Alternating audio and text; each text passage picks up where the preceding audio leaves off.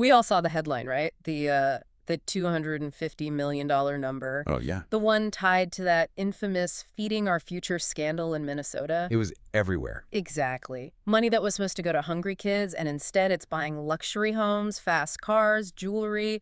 It looked like a pretty clear-cut case. It did. Horrifying greed, a total betrayal. It was a national embarrassment. It was. But we have to reset that number for you.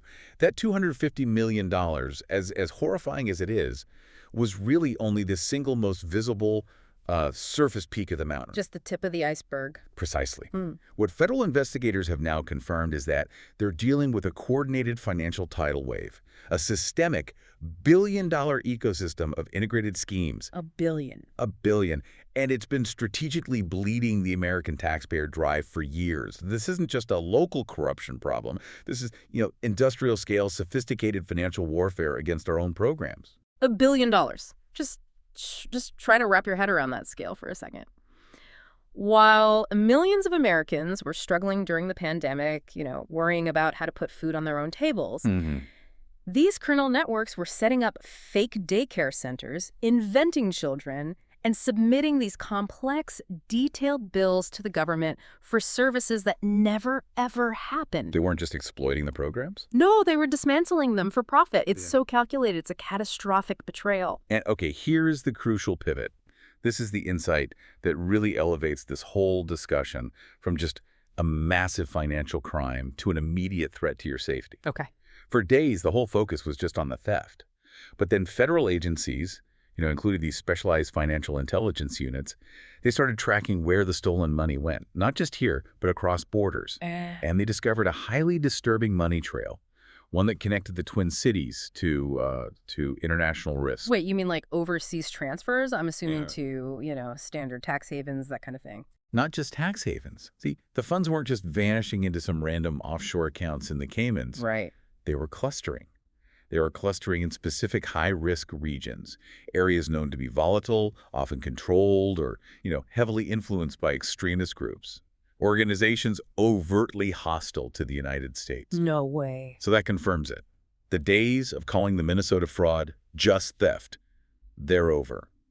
When welfare fraud starts funding instability abroad, it transforms this systemic financial failure into a direct compromise of American national security. So our tax dollars, the exact money meant to help the most vulnerable Americans, was unknowingly funneled into a pipeline that could potentially support global security threats, all because state oversight just completely failed. That's the terrifying reality of it. That is terrifying. Okay, let's unpack this. Stay with us as we expose the full truth about the Minnesota pipeline right here on The Deep Dive. So where do you even begin with something this massive? Let's jump straight into the bizarre circumstances that ultimately detonated this whole billion-dollar operation. Because if it was this coordinated, this widespread, you'd think, a massive multi-year FBI audit would be what brought it down. Right. You'd expect some whistleblower with a spreadsheet. Exactly. But that's not what happened here. Not at all. The spark that lit the entire powder keg wasn't a spreadsheet. It was a local, street-level criminal bust hundreds of miles away. In Maine, of all places. In Maine, it was the arrest of a local official, a Somali city councilor named Ilhan Osman. And this arrest, which at first was just for gun theft and drug connections, it became the single collision point that exposed the entire nationwide financial fraud structure. Okay, wait, hold on. This sounds like classic confirmation bias or just a wild conspiracy theory. You have a local politician in Maine. He's arrested on gun charges, potentially tied to a condemned drug house. How does that isolated incident, how does it instantly detonate a massive, complex federal fraud probe centered in Minnesota? That link feels incredibly tenuous. What tangible evidence, beyond just similar surnames, what actually convinced federal agents they were dealing with a single, coordinated system? And that's the brilliant part of the investigative analysis. So Osman was indicted on federal gun theft charges, and he was tied directly to a condemned drug house. Federal agents seized not just firearms, but significant amounts of meth, fentanyl, and cocaine. So serious organized crime. Highly serious, street-level organized crime. But here is the critical collision point. Osman's name and the names of specific people associated with him, his family, his business partners, they were already flagged. Flagged where? On the watch lists of federal agencies that were preparing new fraud indictments for these massive Somali-linked networks operating back in Minnesota. So the intelligence agents, they already had these lists of high priority targets for a huge financial scam.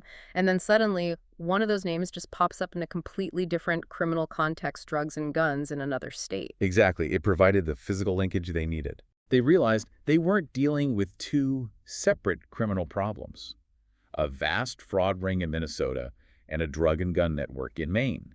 They were dealing with two heavily armed, financially fueled arms of the same octopus. They were feeding the same infrastructure. Precisely. Analysts rapidly started cross-referencing everything: overlapping surnames, shell corporations, similar community organizations, and critically, the exact same informal money transfer routes that were being used by the financial fraudsters. So the gun charge in Maine didn't just expose Osman, it provided a geographical bridge. It proved the Minnesota operation wasn't localized, it was interstate, and it was leveraging an already established criminal network. The pattern became undeniable. They started cross-referencing activity in other states where they suspected similar networks were operating: Ohio, Washington, Colorado, Texas. Man. The same fingerprints kept showing up, the same shell company structures, the same names, the same money laundering methods. A DHS official later confirmed that the overlap was, and I'm quoting, statistically impossible to be accidental. For years, they had successfully hidden in plain sight. They were using state lines and this geographical distribution to, dilute the concentration of suspicious activity. It made it all look like a series of small, unconnected, local corruption issues. And that one politician's arrest for non-financial crimes, drugs and guns, it just rips the cover off the entire thing. It confirms it was a coordinated nationwide system. I mean, the sheer complexity of that coordination is just terrifying. Well, what's truly fascinating here is the sophistication of the criminal networks versus, the state's oversight. It's a total mismatch. A total mismatch. The criminals understood the decentralized nature of the funding, how to leverage geography and separate state bureaucracies, far better than the government bodies that were supposed to be monitoring the aid programs. Their ability to pivot so quickly from their financial core in Minneapolis to the logistical and physical crime connections in Maine proved they were operating at a high, almost industrial level. They treated welfare programs not as, assistance for people in need, but as a resource to be mined by a well-organized criminal syndicate. Yes, that's the perfect way to put it. So let's move past the shock of that initial arrest to the terrifying scale of the financial damage. We're moving beyond the $250 million feeding our future case now to the entire ecosystem that federal auditors now believe laundered billions. Billions with a B.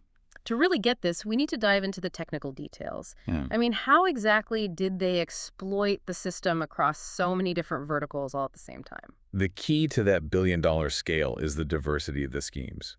They systematically targeted every single state-administered funding silo. So we have to, define the specific acronyms and programs they abused, because those are the tools the criminals actually used. Okay, give us the breakdown. Which programs were the most vulnerable? Well, we're talking about SNAP, which is the Supplemental Nutrition Assistance Program. Right. Most people know it as food stamps. They also targeted medical assistance, or MA, funds, housing stabilization aid, and of course the various childcare and food distribution programs that spiked during the pandemic. And all of these are administered locally. Exactly, which creates these inherent gaps in information sharing between the state departments. And the fraudsters, they exploited those gaps to perfection. So let's start with the non-food schemes. How do you successfully fake something as complex as billing for autism services? I mean, that requires specific medical knowledge, doesn't it? It requires specific medical codes, yes, but not necessarily actual medical professionals. See, autism service billing fraud is insidious precisely because it targets these highly specific, very expensive behavioral therapy sessions. So what would they do? The network would establish these sophisticated shell companies that operated as therapy providers or, nonprofits offering specialized services. They'd then submit these detailed, high-cost claims, often under the state's medical assistance program, for intense therapy sessions that never happened. And they just use the fabricated identities that they created elsewhere in the network to act as the patients. Exactly. Since the state bureaucracy is so heavily focused on processing complex medical claims quickly, especially for children's services, the verification of whether the sessions even took place or if the patient was real or eligible It was minimal. They weaponized the state's bureaucracy against itself. They did. They maximized profit by targeting the high reimbursement services and exploiting the state's processing speed over its due diligence. They essentially created a paper factory that just printed money using fake patient records. So they leveraged the state's desire to help vulnerable people, in this case, kids with autism, as the perfect moral cover for massive financial theft. That is just pure cynicism. And it was just one lane of traffic for them. I mean, look at housing stabilization fraud. This scheme involves systematically creating fabricated rental leases or property ownership claims or residency claims to access emergency state funds. Funds meant to prevent homelessness. Precisely. Funds designed to prevent homelessness or stabilize housing during economic crises. So they weren't actually renting properties, they were renting identities to claim the funds. Correct. The money, which was supposed to go to legitimate landlords or property managers, was instead being routed to shell corporations that were controlled by the fraud ring. They'd claim they were receiving massive rental assistance payments, often using these vastly inflated rates for non-existent tenants, or tenants using fake identities. It created a stable revenue stream disguised as housing aid. And the most visible scheme, the one that got all the headlines, the phantom children in the daycare centers. How do they scale that up to industrial levels? That's the child care and food distribution fraud rings. Centers would register hundreds, sometimes thousands, of phantom children. They would then bill the state daily for meals, for care, for enrichment services, all using the official state reimbursement rates. And no one checked. Well, they understood that the state auditors were critically understaffed. They relied heavily on the honor system and self-reported attendance records, particularly when pandemic restrictions made physical inspections rare or, just difficult.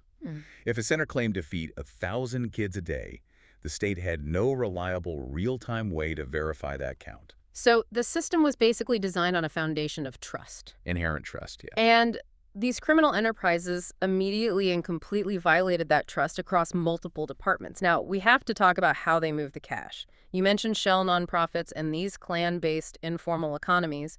What exactly does that phrase, clan-based informal economies, mean for the average listener? It's the mechanism they use to launder and transport the massive amounts of stolen funds without triggering the traditional U.S. banking alarms. Yep. The shell nonprofits were crucial for that first step. They provided the veneer of legitimacy. They looked like charitable organizations distributing aid, capable of receiving large government checks. Internally, though, these nonprofits just served as giant collection points, funneling millions of dollars into that informal money transfer system. And this informal system, it just bypasses the standard scrutiny. Yes. A clan-based informal economy refers to non-Western, often trust-based money transfer systems. Sometimes people refer to them by the generic term hawala or zawala. How does that work? Instead of using a slow, traceable wire transfer that just screams suspicious activity to a federal bank auditor, they use trusted intermediaries. A person in Minnesota hands cash to a local intermediary, who then contacts their counterpart overseas, and they ensure the equivalent value minus a small fee is delivered to family or associates in a foreign country, often within hours. And with no real paper trail. Frequently without a traditional auditable paper trail. So this allows the money to just jump jurisdictions and financial systems instantly, making it incredibly difficult for federal agents to trace it back to the original source of the fraud. Exactly. The key insight here is that the fraud was not sloppy. It was intentionally structured. It used these highly strategic, non-transparent mechanisms specifically to evade state and federal oversight. This proves it was a sophisticated operation years in the making. Which brings us to the failure of that oversight. I mean, if this was years in the making and this strategic, how on earth did state leaders allow this industrial-scale theft to continue for so long? This is the political sickness at the heart of the crisis. According to the federal briefings, state leaders were either completely asleep at the wheel due to just gross incompetence or, and this is far more dangerous, they were too scared of political backlash to shut the thing down. This wasn't a minor clerical error that was missed. This was an organized, deliberate operation that grew so fast and so out of control that even the investigators were stunned. The network knew they could operate with impunity because the political system was unwilling to apply scrutiny to programs that were deemed too sensitive to question. So they were prioritizing optics over their fiduciary responsibility. That's right. Size. They allowed the politics of compassion to completely override the duty of governance. They knew the risk, But the political cost of stopping the fraud, the backlash from activist groups or certain constituents, was apparently higher than the cost of billions of taxpayer dollars being stolen. And that failure leads directly to the core question. Yeah. Why does a nonprofit taking money in Minnesota affect a listener in, say, Arizona? Because this is the ultimate massive expression of systemic cost transfer. Okay, I need that connection made explicit. When I'm standing in the checkout line and my grocery bill is shocking, what am I specifically paying for that's related to this? You are paying the price for the failure to police the system. Think about the direct, practical impact of billions in fraudulent claims. 1. Illegal benefits mean artificial demand and inflation in the housing sector. That drives up rent and housing costs for everyone struggling to afford a home. Okay. 2. Fraudulent SNAP rolls create massive systemic inventory loss for grocery chains. They don't absorb that loss. They pass it on to every consumer in the form of higher prices, that, 20% surge you see at the checkout line. A measurable part of that cost is literally covering the fraudulent losses incurred by criminal enterprises exploiting the system. So my inability to afford eggs or milk isn't just about some abstract inflation. It's a direct, measurable consequence of a political failure hundreds of miles away that allowed criminal networks to exploit multiple benefit programs at the same time. Precisely. And 3, overloaded hospitals. They're dealing with fabricated claims and unnecessary strains on medical benefits, which means resources are drained from the system. This results in longer waits, higher premiums, and fewer services for legitimate, law-abiding citizens who have paid into the system their entire lives. So this scandal is a symptom. It's a symptom of a systemic sickness where the political failure to police the fraud means you, the listener, you foot the bill for the criminals' luxury cars. That clarity is absolutely vital. It shifts this from being just some regional political scandal to a national economic and affordability threat, which now forces us to confront the terrifying transition, the fusion of this domestic theft with international national security concerns. This is the point where the investigation moved beyond the FBI and the financial intelligence units and mobilized specialized national security agencies like Homeland Security and ICE. Right. Federal investigators were no longer just pursuing the money. They were tracking its flow overseas through remittance data. We established they were looking for suspicious clustering. How did they actually define that clustering? Well, they focused on transactions that showed several high-risk characteristics. Things like abnormally high volume or frequency, routing through informal or unregistered transfer agents, and critically, final convergence points near or within regions under the operational control of flagged foreign entities. So these trails, which originated from the shell corporations and the Minnesota fraud rings, Right. they converge in regions that are considered significant operational hotspots for extremist groups. That is so what implication? I mean, if even a fraction of the billions in stolen welfare money taxpayer dollars meant for the most vulnerable, if even a fraction of that ended up supporting or funding extremist activity abroad, whether it was intentional or not, It doesn't matter. it doesn't matter. The failure of state oversight in Minnesota became a catastrophic national security failure. The state ceased being just a local political debate. It became part of a global security conversation directly linked to foreign instability. And this documented risk is exactly why the political hypocrisy and the public lack of concern from specific leaders is so outrageous. Congresswoman Ilhan Omar, whose district is basically ground zero for this entire operation, was reported to have simply smirked and laughed, refusing to acknowledge the magnitude of the billions lost. Her dismissiveness was a political tactic, but you're right, it poured gasoline on the fire of outrage. She chose to ignore the billions siphoned away and the documented national security concerns. Instead, she deflected. She argued the fraud was caused by program design flaws of pandemic aid. So she blamed the complexity of the system, not the organized criminal networks that spent years intentionally exploiting those flaws. Right. She essentially said the system was too complicated, not that criminals were robbing it blind. She tried to frame this documented enormous financial crime as an identity-based conflict, a targeted attack, rather than addressing the core issue of systemic fraud and these money trails linking back to her own district. Exactly. And that political refusal to separate the criminal elements from the law-abiding community, that ignited the next stage of the national firestorm. It led directly to the enforcement hammer that was dropped by the Trump administration. Let's talk about that enforcement hammer and the immediate, powerful backlash it provoked. Trump basically fused immigration enforcement, fraud exposure, and national security into one single mission set.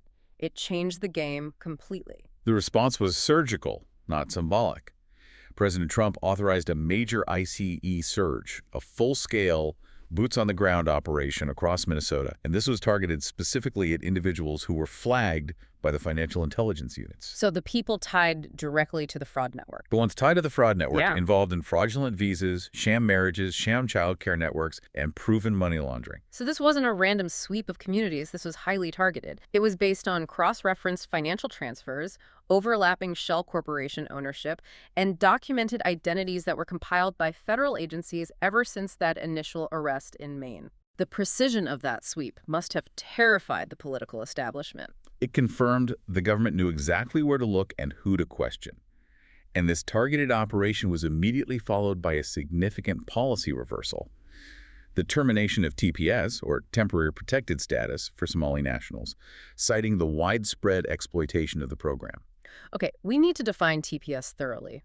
What is that status, and why was its termination, even for those accused of fraud, such a political shockwave? So, Temporary Protected Status, TPS, is an immigration status granted to nationals of countries who can't return home safely, due to active armed conflict, natural disasters, other serious, extraordinary conditions. It gives beneficiaries temporary protection from deportation and allows them to get work authorization.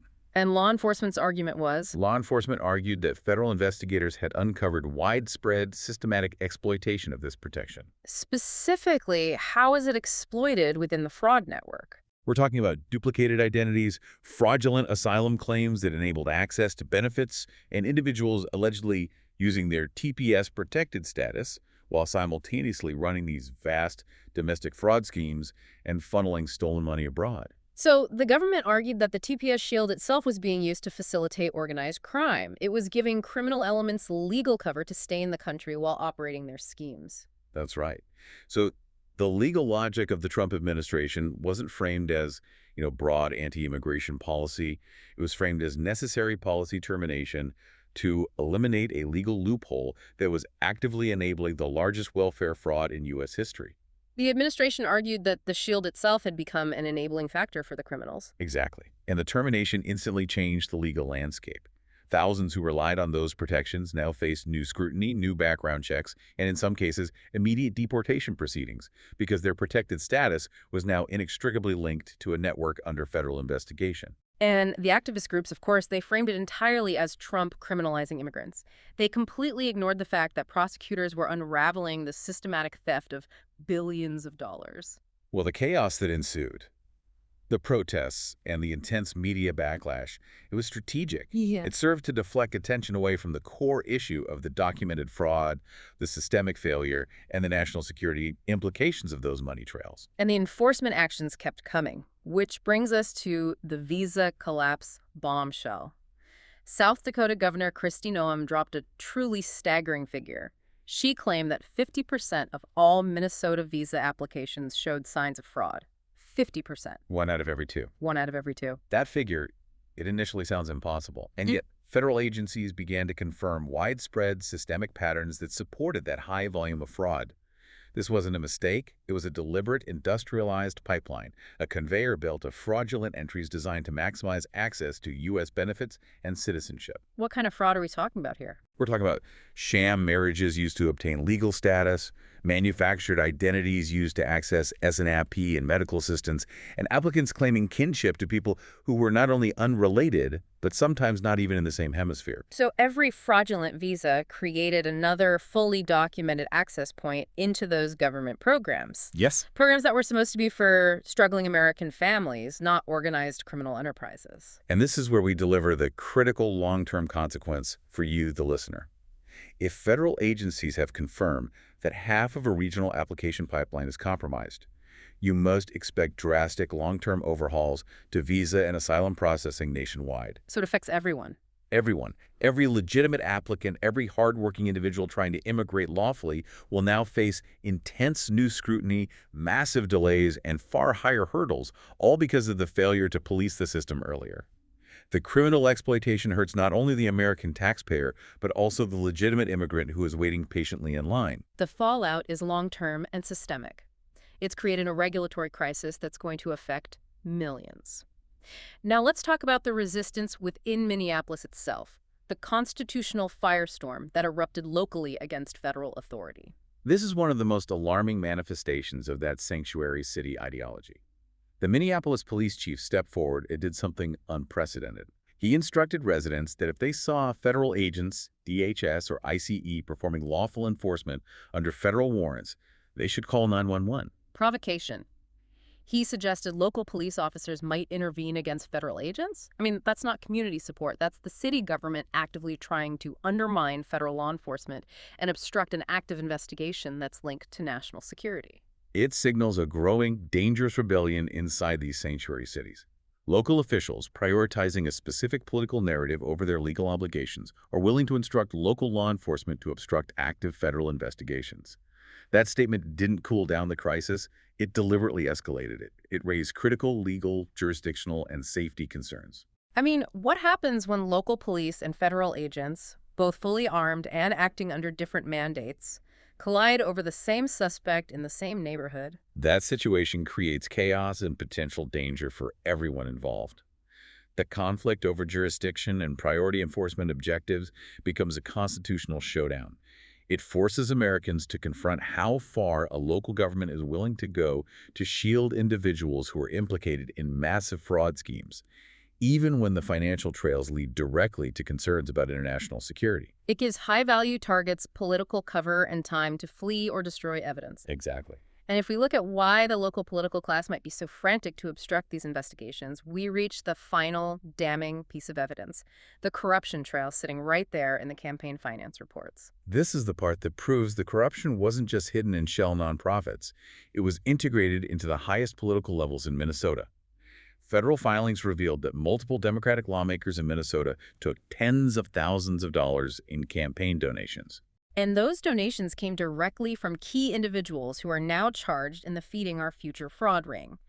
People facing wire fraud charges, indictments, and potential 20-year sentences in a multi-billion-dollar money laundering operation. These were not small accidental contributions. These were substantial checks coming from the core players of the network that was systematically bleeding federal programs dry. The source material calls this a political explosion, and for good reason. It links the organized crime operation directly to the political infrastructure that was meant to protect the state and its federal funds. Scoffing, and the excuses were immediate and just transparently weak. It was a community outreach effort. Or, we return the donations once we learn the truth. But the damage was done the moment that check was cashed. Of course. When politicians were shaking hands and cashing checks, the fraudsters had the necessary political access and cover to operate their industrial-scale theft without fear of immediate state scrutiny. The campaign finance reports provided material evidence that the political system was compromised from the top down. The money was the lubricant for the fraud. Whether the politicians were willfully complicit or simply, neglectfully accepting large suspicious funds without due diligence, the outcome is the same. What's the outcome? The money taken from the American people was directly used to purchase political influence and protection within the very state where the fraud was flourishing. This failure of political integrity and accountability is why the crisis reached such terrifying, unprecedented proportions. And the subsequent media frenzy only amplified the problem. The narrative became less about the billions stolen and the children who never got the food, and more about questioning the motives of the federal crackdown, framing the criminal networks as victims, and ignoring the documented money trails linking back to national security risks. That narrative control was crucial for the political entities hoping to survive the fallout. By framing it as identity politics, a targeted attack, it allowed leaders to continue deflecting the reality of the organized, deeply rooted financial crime.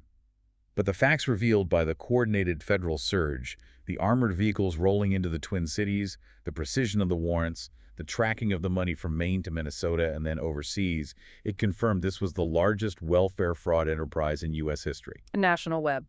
The web was national, the theft was strategic, and the consequences for American affordability and safety are undeniable. So what's the final thought here? Fraud on this scale is not a random criminal anomaly. It is the inevitable symptom of profound systemic and political failure. This crisis reveals a deep sickness within our decentralized aid infrastructure and, critically, within our political oversight mechanisms. So it was bound to happen. In a way, yes. The criminal networks were allowed to adapt, to flourish, and to exploit the system for years because the people in charge were either neutralized by political cowardice, or, far worse, actively protected by campaign donations linked directly to the fraud. So what is the chilling final thought? What's the future consequence if this level of failure isn't addressed decisively and comprehensively? Accountability is the only path forward. If the leaders who oversaw this collapse, those who were either asleep at the wheel or accepting checks from the fraudsters, if they are not thoroughly investigated and held responsible for the billions lost, the criminal networks will simply learn the lessons of this exposure. They'll adapt, they'll find new loopholes and new aid programs, and they will continue to operate. They'll continue to compromise our national safety and affordability under a new guise. It'll just happen again. The fundamental question of who answers for this unprecedented disaster and whether the political system is even capable of policing itself remains open. That is the staggering reality we're facing. The theft was industrial, the politics were compromised, and the risk to your safety and your wallet is real and ongoing. The evidence is clear. But I want to know what you think.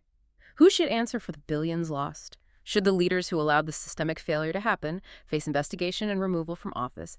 Let us know your opinion in the comments below. We read every single one. I'm Alex. And I'm Sophia. Thanks for listening to The Deep Dive.